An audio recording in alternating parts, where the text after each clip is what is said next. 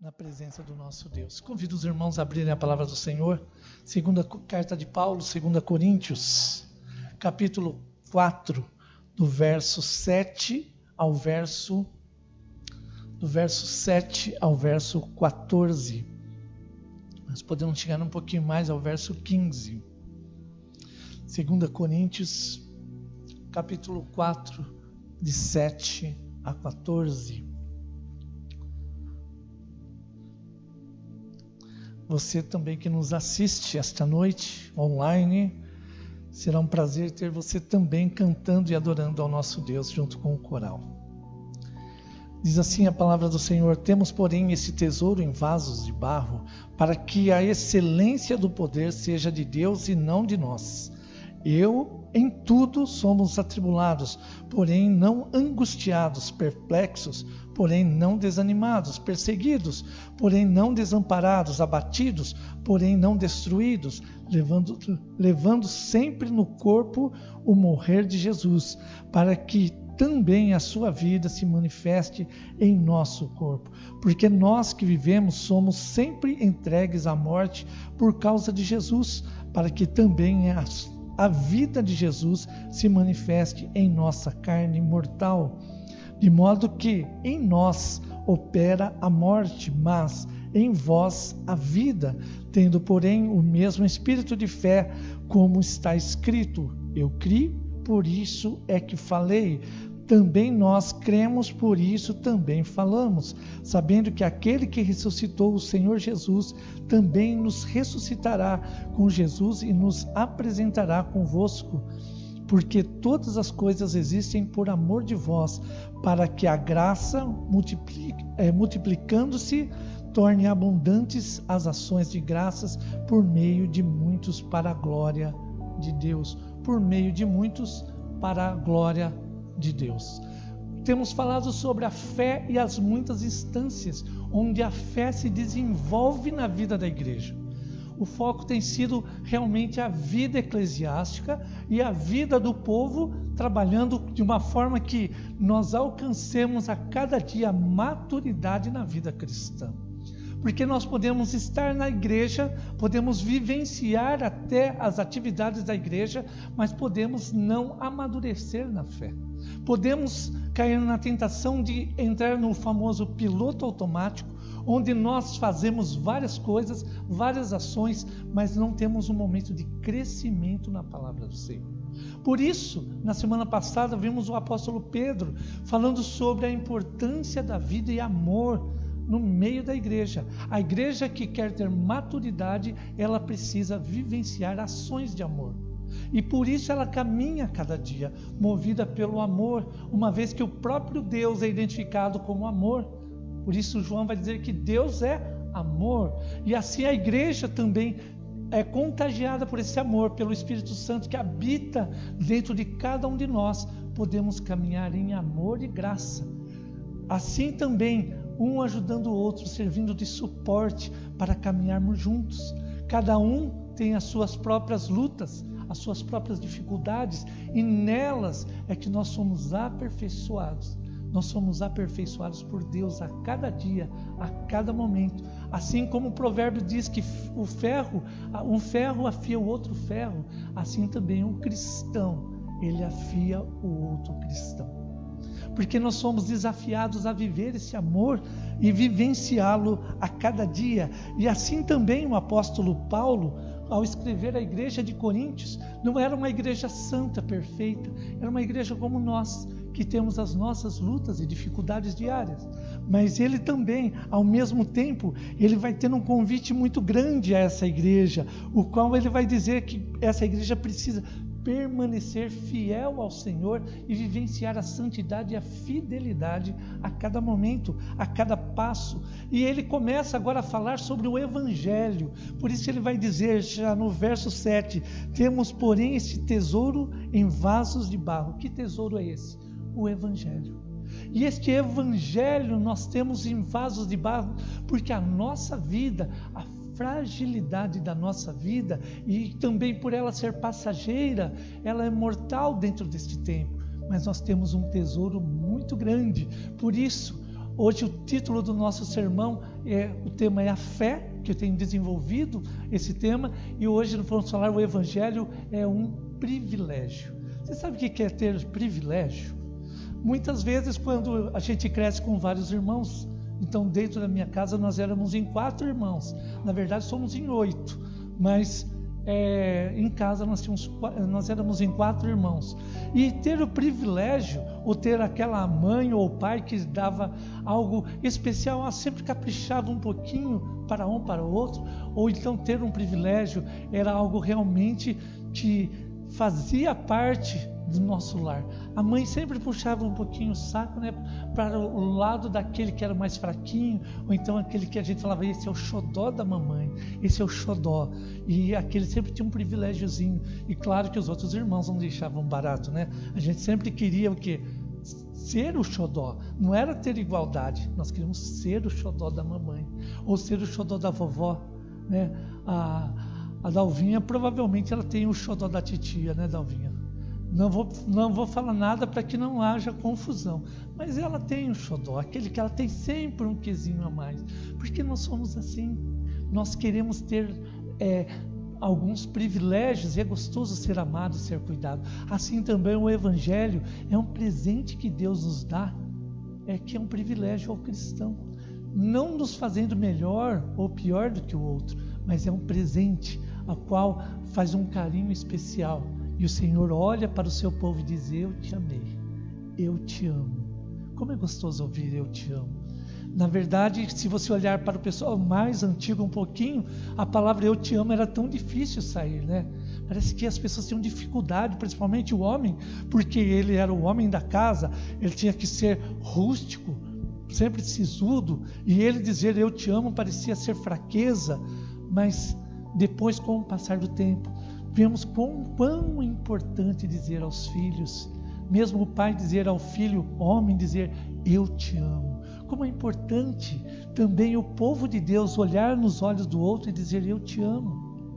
Eu te amo, ou seja, eu aceito, mesmo que você tenha as suas imperfeições, eu tenho as minhas, e eu quero caminhar com você, eu quero viver esse relacionamento com você.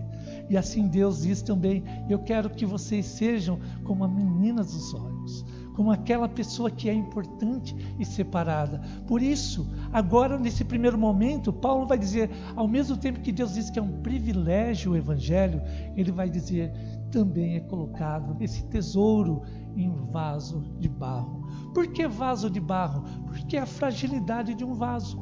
Você já reparou como um vaso, se você bater, ele é frágil?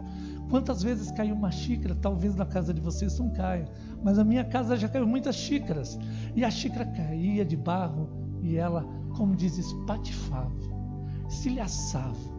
Ela caía, era caco para todo lado e mostrava toda a sua fragilidade. E mesmo que eu e você tentássemos colar aquela xícara, ela nunca mais seria a mesma. Assim também, por ser frágil, o autor, o Paulo, vai dizer que esse tesouro que é o Evangelho, essa preciosidade, ele é colocado em vasos de barro. Vasos que vão perecer, que vão para a sepultura, que vai morrer. Tantos irmãos que pregaram o Evangelho, hoje mesmo eu ouvia falar sobre o reverendo Jonas, o homem que veio desbravar lugares para pregar o Evangelho, e que no tempo certo Deus o chamou, assim como tem chamado outros irmãos. E esses vasos de barro, agora eles voltam à presença do Senhor, e voltam dentro da sua fragilidade, para que ninguém possa se levantar e dizer, eu sou dono do Evangelho, eu sou detentor do Evangelho.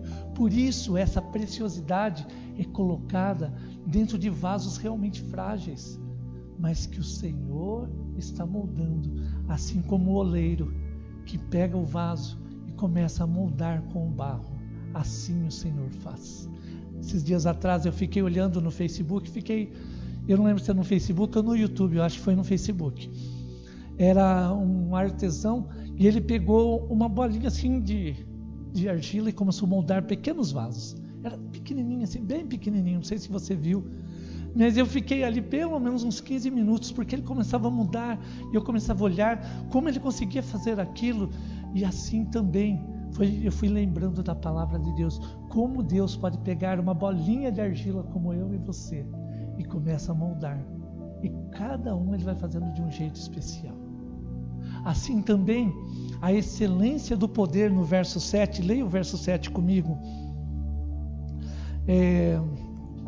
Temos, porém, esse tesouro em vasos de barro, para que a excelência do poder de Deus e não de nós, seja de Deus e não de nós. Então, por que nós somos vasos de barro? Para que a excelência do poder não seja minha, não seja sua, mas seja do próprio Deus. Por isso a nossa alegria é plena no próprio Senhor. Não sou eu que faço a minha própria alegria, mas o Espírito Santo que habita dentro de cada um de nós, que coloca uma alegria especial, uma paz especial, a mesma paz que o Senhor Jesus diz: a minha paz vos dou, deixo-vos a paz. Que paz é essa? Para que a presença, o Espírito Santo que está sobre a minha vida e sobre a sua vida, agora comece a florescer. Por isso Paulo está preocupado com a igreja que está em Corinto, para que a igreja alcance essa maturidade de ter essa paz, sabendo que há sim uma fragilidade. Quando nós olhamos para o nosso corpo, depois de uma certa idade, você vai vendo que aquele moço cabeludo que usava cabelo até aqui, pouco cabelo tem. Aquela barriguinha que olhava e só via osso, agora já está saltando para fora, né? Aquele músculo já não tem mais. Quando eu corria, eu lembrava que eu corria por quilômetros. Agora, se eu correr até a esquina, já preciso chamar o SEAT, porque eu já não aguento mais, né? Você vê que o nosso corpo, ele vai ficando frágil a cada dia. E a cada dia vai se deteriorando, vai acabando, vai chegando ao final. Mas a palavra de Deus continua a florescer. E quanto mais tempo esse vaso está na presença de Deus, maior é a sabedoria.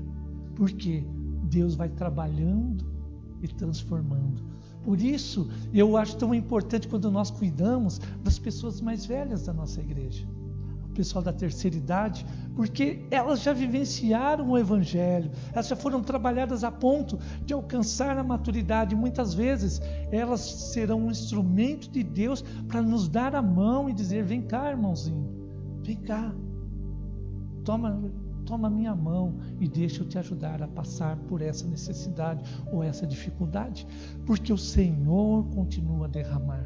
Somos atribulados, sim, ele vai dizer. Continua comigo aqui,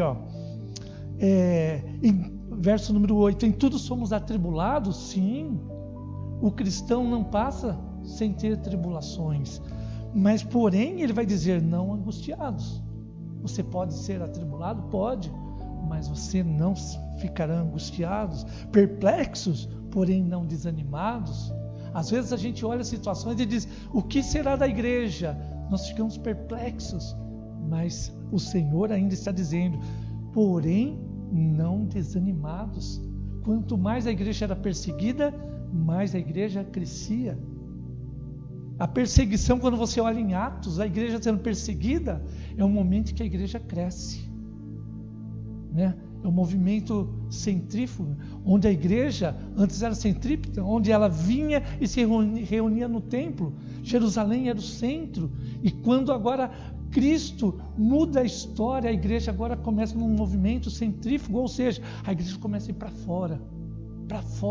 E quanto mais ela é perseguida, mais ela cresce. Quanto mais ela é perseguida, mais poder e autoridade tem em nome do Senhor. Por isso essa igreja começa agora a passar, e mesmo que cristãos serão jogados na arena para serem devorados por leões, diz a palavra que, se você pega estudos, eles morriam cantando hinos, sorrindo, louvando a Deus. Você fala: é inconcebível, mas quando o Espírito Santo atua, algo fantástico acontece. Nós conseguimos ter paz mesmo diante da morte. Ele continua, ainda no verso número 8, ele diz: olha, desamparados, perseguidos, porém não desamparados. Estou no verso 9. Perseguidos, porém não desamparados, abatidos, porém não destruídos, porque assim que o cristão é perseguido, ele é constrangido, mesmo assim a palavra de Deus, o Espírito Santo, ainda continua continua a frutificar dentro do seu coração. Por isso nós temos sim a fragilidade de ser homens e mulheres, mas você contém um tesouro que não pode ser mensurado a partir de valores. Contém dentro de você o Espírito Santo e a palavra do Senhor a cada dia.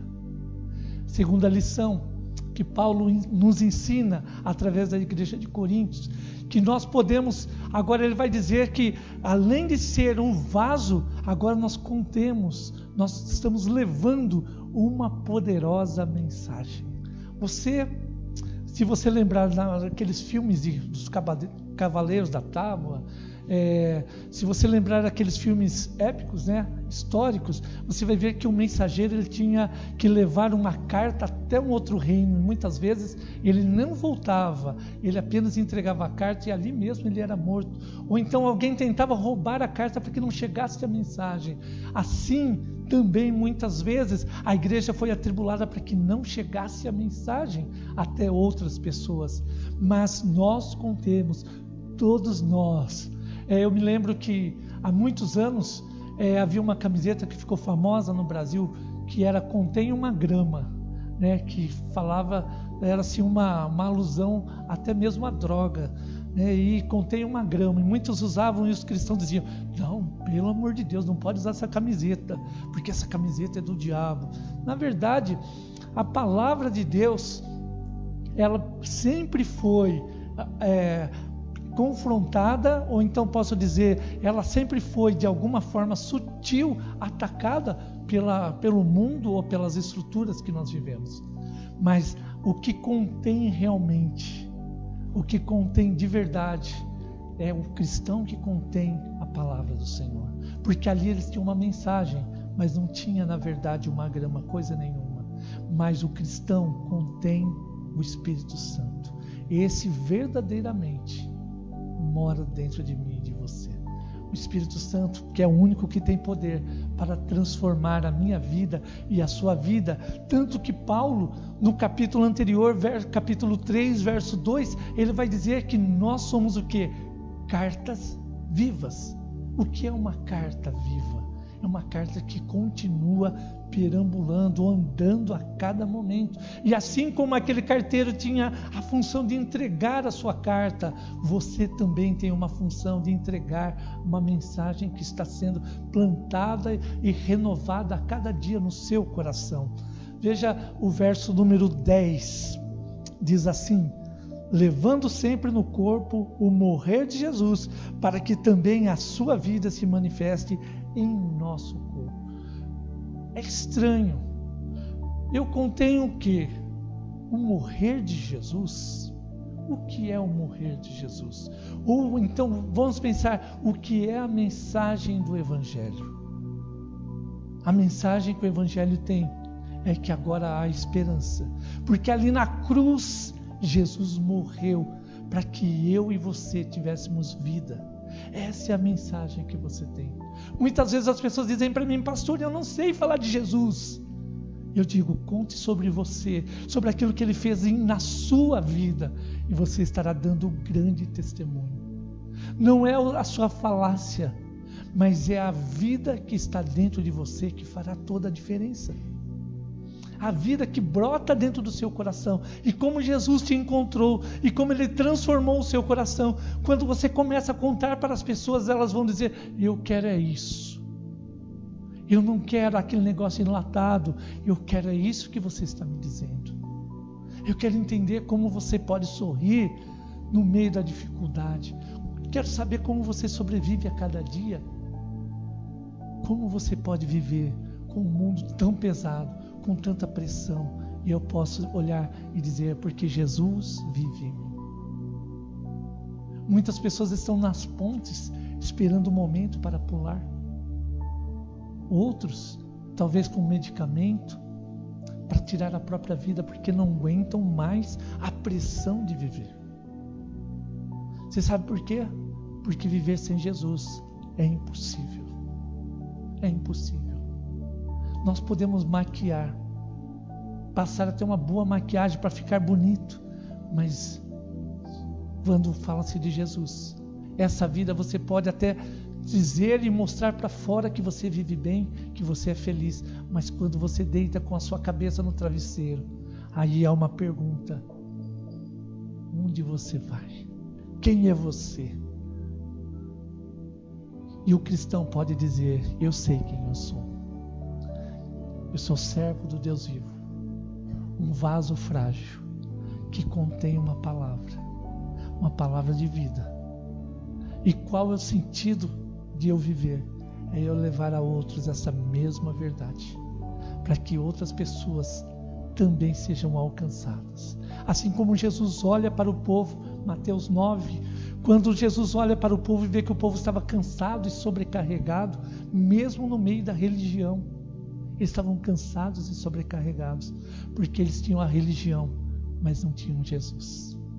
E quando Jesus adentra a história, cegos começam a ver, coxos começam a se levantar. Você diz: mas a maioria não era cego e coxo, mas muitas vezes estavam coxos na fé, cegos espiritualmente, percebe? Estão pedindo esmola na porta da igreja, porque não conseguem adentrar as portas e vivenciar a fé. Somente Cristo pode mudar. E somente o cristão que compreende a mensagem que mora dentro de si é que pode compartilhar essa verdade. Por isso eu e você temos essa mensagem e essa responsabilidade.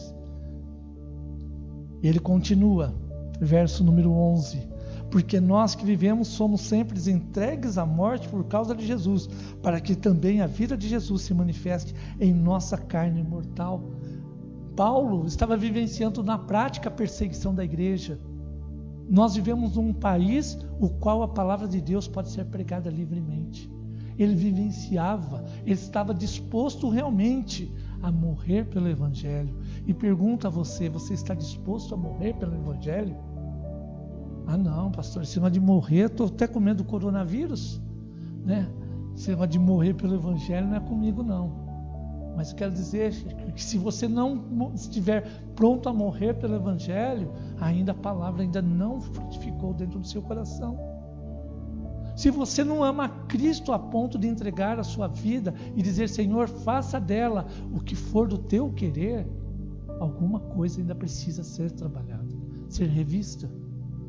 Por isso, agora sim, no verso 13, ele vai falar sobre a vida e a morte, onde ele finaliza dizendo o seguinte: tendo, porém, o mesmo espírito de fé, como está escrito, eu criei, por isso é que falei. Eu falo porque eu creio. Se eu não creio, eu não falo.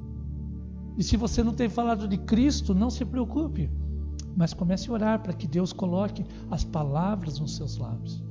Não há uma repressão, mas ao contrário, agora nós precisamos ter esse discernimento através da fé a qual nós estamos sendo convocados a viver, a vivenciar. O Evangelho não está dizendo você não serve, mas ele está dizendo vamos trabalhar as áreas que ainda não foram trabalhadas. E finalmente, sabendo que, vamos ao verso 14, sabendo que aquele que ressuscitou o Senhor Jesus também nos ressuscitará com Jesus e nos apresentará convosco. Quem ressuscitou Jesus? Deus Pai. E Ele mesmo, a partir da sua palavra, lembra que eu falei sobre a palavra de Deus empenhada por Deus na semana passada? O mesmo Deus está dizendo: a minha palavra continua empenhada, para que haja uma transformação. Quando tiramos dos nossos olhos, da nossa vista, a eternidade, começamos a vivenciar os nossos problemas somente. Eu olho tanto para o meu problema que eu nem sei o que acontece no vizinho. Mas quando olhamos para o próximo, Deus, além de curar o outro, começa a nos curar. Esse mistério vem de Deus. Certo teólogo, ele disse: o perigo de seguir a Jesus à distância é que nós podemos perder Jesus no meio da multidão. E eu fiquei pensando nisso. Eu falei: o que ele...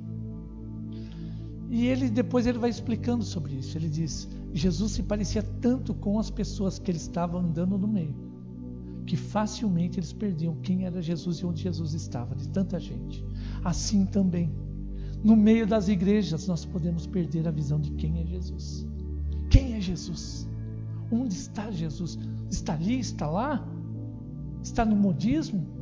Lembro do dente de ouro, né? As pessoas iam à igreja lá para ver o dente de ouro e talvez até outros milagres. Mas eu pergunto, onde está Jesus? O que vale é entrar com dente de ouro no céu ou entrar até mesmo sem dente, né? No reino dos céus. Eu quero entrar com ouro no reino dos céus. Quero dizer, será que você vai entrar no reino dos céus com dente de ouro mesmo? Isso é importante para Deus? Não. Deus quer coração, Deus quer intimidade. Por isso, nós precisamos saber, ou sabendo que o Senhor te chamou com uma única missão, uma missão importante, a qual Ele começa agora a envolver as pessoas que estão ao lado, tanto que o cego Bartimeu, em Marcos 10, ele começa a gritar o quê? Jesus, filho de Davi, tenha compaixão de mim. Mas ele era cego. Mas a multidão que caminhava com Jesus não enxergava, não conseguia ver que ele era o filho de Davi. Você sabe o que significa ser o filho de Davi? É saber que Deus havia cumprido a promessa. Aquele homem que era cego, ele gritava algo que estava escrito e que o povo deveria enxergar. E ele, cego, enxergava mais do que as pessoas que viam fisicamente. Você sabe o que é isso? É a revelação da palavra. Por isso, nós precisamos saber que os nossos olhos têm que estar fitos em Cristo Jesus. Assim como Deus ressuscitou a Jesus, Ele me ressuscitará e ressuscitará você no último dia. Mas pastor, eu fico preocupado porque eu sinto dores e aí eu fico preocupado que eu preciso ser curado. E o Senhor está dizendo, o que é mais importante, você ser curado ou você agora trabalhar a sua fé para você viver a eternidade? Trabalhe a fé, deixe o Senhor fazer a obra. Claro que nós vamos orar pelas nossas dores, mas os nossos olhos precisam estar fitos no Senhor. É o Senhor que é o foco. É como aquele corredor que ele corre a maratona toda, e quando ele vê aquelas pessoas que é hora de cruzar a fita, ele para e começa a olhar e contar quem está atrás dele. 1, passou. 2, aí ele perde a maratona. Por quê? Ele parou e deixou de olhar para onde ele deveria ir e concluir em primeiro lugar. Assim também a nossa fé agora é chamada para concluir em primeiro lugar. Com quem você concorre? Com você mesmo. E é possível perder para você mesmo? Você concorreu para a vida eterna com você mesmo e você chegou em segundo lugar. Parece até piada, né? Mas é o que vai acontecer com aqueles que se perderam no caminho da fé. Correram a maratona toda e na hora de cruzar a linha da chegada ficaram chorando e lamuriando, dizendo, eu não consigo. E o Senhor diz, vem servo bom, vem servo meu. Jesus está ali de braços abertos esperando você e você não consegue chegar, porque você não acredita que você pode. E eu digo, você não pode sozinho, mas o Espírito Santo que está dentro de você pode. E Ele te conduzirá até o final, sabendo que a nossa esperança, ela não é vã.